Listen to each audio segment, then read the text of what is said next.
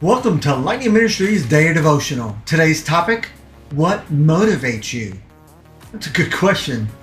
We're reading from 1 Samuel chapter 17, verses 20 through 40.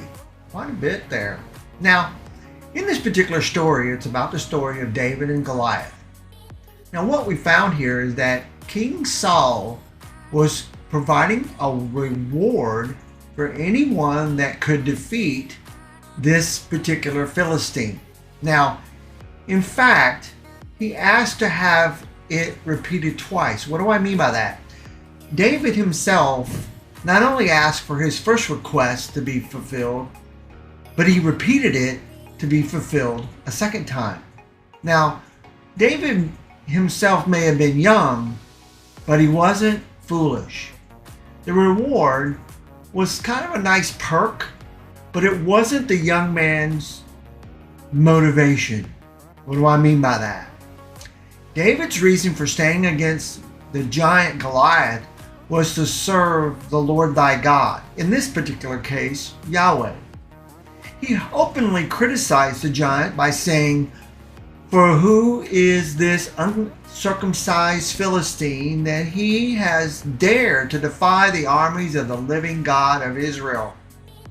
That's in verse 26, by the way. Now, challenging the chosen nation of Israel was in this case the same as defying the Lord himself. David was prepared to defend Jehovah and his people, the Israelites, even against this fearsome monster warrior. Now, I realize that a right and holy motive gives a person confidence to obey God, even if it means doing so by defying human wisdom. In this case, David wasn't defying his own wisdom. He knew exactly what he needed to do and who he needed to trust to have it done. I realize that when you and I face life's giants, in this case Goliath, you and I might be tempted to approach God with a plea instead of a request. Like, "I'm tired of being in this mess," or "I want to run away but I can't, so you'll have to remove this problem from me. Can you do that, Lord?" Now, while we know that there's nothing that the Lord can't do, we don't know what the lesson is. But the right motive for facing problems, I understand, is desiring to follow God, to serve Him, and most of all, even though we're obeying, to honor.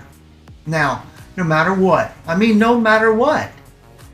In this case, the Goliath challenges in our lives may tax our comfort or even our well-being in this life. But if we're wanting a quick way out that can impede our obedience walk with God, and so pray, "Lord, help me to stand strong in your name and grant me the victory over the giants in my life and defeat them. Let me help them bring me to you with honor and glory each and every step along the way of the path that you've given me to walk." Wow, that's a mouthful. My thought goes back to anything that we face in our lives. What motivates you? Are you motivated by the Lord? Are you motivated to read your Bible? Are you motivated to prayer? Let's take it secular. Are you motivated by money? Are you motivated by your relationships? Are you motivated by your will and not God's will in accomplishing, defeating, or whatever it is you're trying to achieve on your own? I challenge you today, just as David did. His reliance was not upon what he was able to do.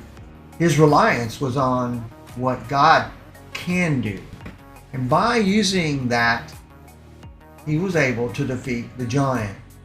I realize that in the particular verse in here at the end, in verse 20 of this particular verse, David had gotten fed up to the point to where he kneeled over and he grabbed those stones off the ground, going, "You know what? You got one last chance to back off, Jack. And if you don't want to, then the God that I serve is going to take you down."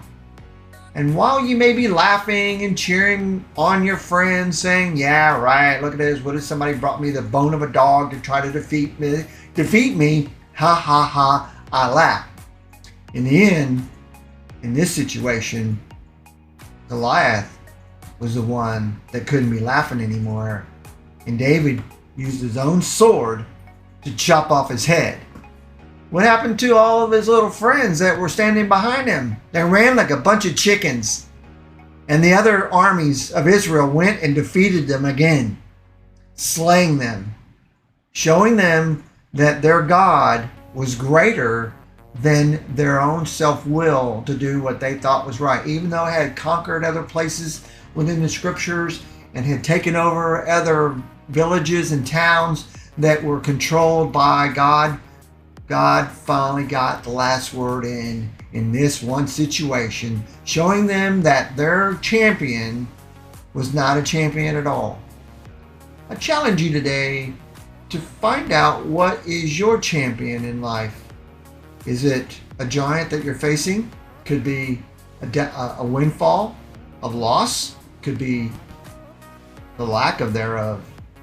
But whatever it may be, if you allow God to have it, and I'm proof of that just sitting here talking to you, that there's nothing that God can't do, and that there's nothing that God won't do if you rely and trust on Him. Regardless of what you may think or how you've been raised or how you've been trained or whatever through your biblical training or whatever, realize that everything is under His control. And you got to trust Him to allow you to trust Him to leave the consequences up to Him once you've done what He's asked you to do. Well, look, whatever God is working in your life to do, whatever the accomplishments are you're looking forward to in this life, even though it's short, and really our home is not here, I challenge you today to take the time to leave us a note. Give me a comment. Tell me about something you'd like to hear about. Or for that matter, if you'd like to give to this ministry, I'm all open to that. And God is too. And regardless of which way He has you do that, I want to thank you now for what you may do or are going to do. And I want to just thank you again for coming and listening for what God is sharing with me to share with you. Have a blessed day, and I look forward to you coming back.